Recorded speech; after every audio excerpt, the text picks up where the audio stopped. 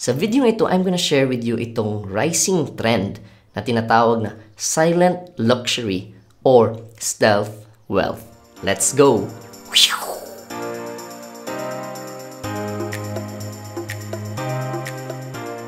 Hi guys, Supilo here. And a few days ago, may nakausap akong isang friend tapos I kind of forgot ano yung context nun, but umabot kami sa point kung saan we were talking about na yung mga tao iba-iba yung saan sila nag-a-admire ng achievements ng ibang tao kasi currently in the world of social media, 'di ba, like minsan people post yung mga nagfe-flex sila ng kanilang business, nagfe-flex sila ng kanilang sports car, ng kanilang bahay, parang ganoon. Tapos yung iba naiinganyo doon, parang they feel inspired doon. Tapos yung friend ko sabi din niya na meron siyang kakilala na preacher, religious leader. Tapos yung religious leader naman yun, hindi siya na-attract doon sa mga material things, but nai-inspire siya looking at other communities na marami yung mga attendees, parang ganoon. So yung parang inspiration niya is looking at other people, other communities na madami yung mga members nila. Tapos yun din, I was able to relate, and I also told yung friend ko na kasi ako din personally na-admire ko yung mga magandang sports car, parang gano'n, pero there's no like that deep desire to own one, parang gano'n.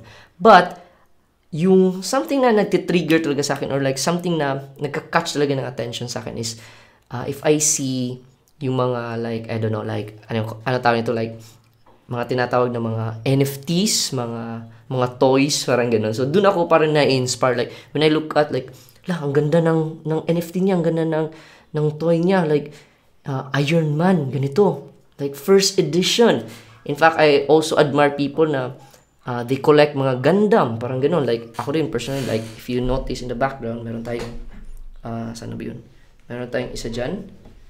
Okay, tapos yung isa, dalawa yan. Yun, di ba? So yan yung mga, dyan ako na-attract. And which made me realize like, okay, iba-iba yung how we perceive things, where we get attracted. And basically, I was reminded of this concept na tinatawag na being low-key na lifestyle. So parang low-key ka lang. So ano ba tong low-key na lifestyle? So I attended kasi a seminar, tapos dun sa seminar na yun, they discuss yung tinatawag na sources of passive income. So of course, they're sharing yung sources dun is like investing in liquid assets like stocks, bonds, ganun. Pero what amazed me is yung mga passive income business ideas. So example would be like parking lots, 'di ba? Like meron kang lot, tapos you convert it into a parking lot, tapos you just hire one person na magko-collect ng bayad, 'di ba? Like that's a semi-passive income business, 'di ba? Tapos another one would be having a warehouse. So you just hire one manager doon, tapos yun, that's a semi-passive business income na. And na-admire ko yung mga ideas na yun kasi I was actually able to see this live in action. So I know this person na she's rich, pero hindi mo alam na mayaman pala siya. Kasi very simple lang manamit, very simple. Tapos when you need her, anytime she can be with you. Tapos every time na magkasama kayo, manglilibre ng pagkain, lagi nang lilibre. So basically, when you look at her physically, very simple lang, pero mayaman pala, and hindi very obvious. And dun ko na-realize na ang ganda ng lifestyle na, no? Like very low-key, di ba? Like hindi siya flashy, hindi ano tawag ito, like nagpapakita ng mga brands, parang ganoon. And parang at the back of my mind, that's parang nag-stuck siya sa akin na how amazing would that be na simple ka lang, pero ayun nga, busog naman or malaman naman yung bulsa mo, di ba? So dun talaga ako na inspire.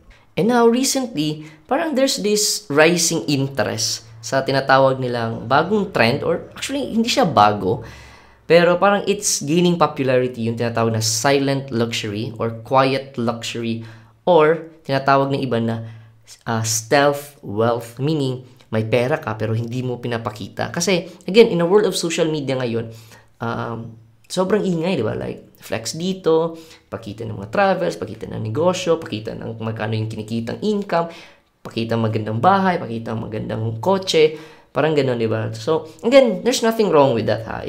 Kasi, yung gumagawa niyan, minsan, they're just very proud of doing it, di ba? Because, na-achieve nila ito, they post it, and they inspire people. So, there's nothing wrong with that. However, meron din kasing other side of the spectrum na yung mga tao, they just wanna be low-key. So, hindi alam.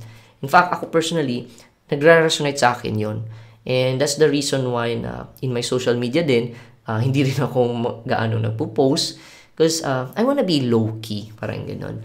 And parang na-attract ako dun sa idea na silent luxury, stealth wealth.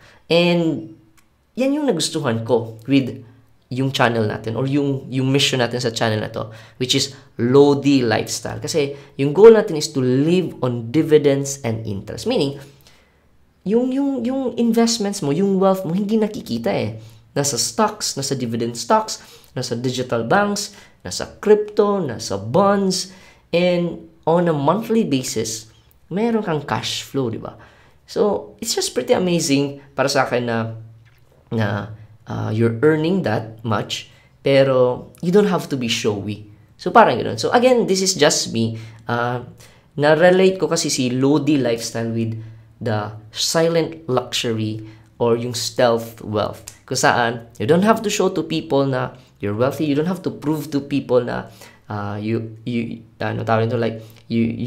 have this kind of amount or wealth, and you can basically like do ma-pursue yung passion mo, gawin mo yung gusto mo, and people will be confused like, ano bang ginagawa ni Tio? Bakit he's able to do this pero wala naman akong nakikitang negosyo, di ba? So, parang that's something na very cool on my perspective. So, I don't know, how about you? Do you think maganda ba or nagre-resonate ba sa iyo yung tinatawag na silent luxury or yung stealth wealth or yung low-key lifestyle? So, let me know in the comment section down below. So, yeah, that is something to think about, diba? Like, low-key lifestyle, low-key lifestyle, nothing to show, and then kumikita ka ng ganitong amount. And basically, yun yung nagustuhan ko is like, you can pursue whatever you want, yung passion mo, because meron kang cash flow eh, na coming in through your dividends and interest. And people are confused like, ano bang ginagawa nito? Bakit wala naman akong nakikita negosyo, walang trabaho, walang nothing to show, pero pretty generous, na-follow yung passion. So, it's something na, on my perspective, it's a very cool lifestyle to be in. Yung low-key lifestyle, silent luxury, stealth wealth, and ma-relate ko siya with our Lodi lifestyle. So, yeah, I hope you find this video valuable and helpful, and if you did, make sure to smash the like button for the YouTube algorithm. Tapos consider subscribing so we can hit the silver play button and we can reach more Filipinos. And if you wanna start your Lodi lifestyle journey with me, visit my website freedomlabph.com. Again, it's freedomlabph.com. I hope to see you inside. Once again, this is Tio Pilo, and yung goal natin is to live on dividends and interest. Bye-bye!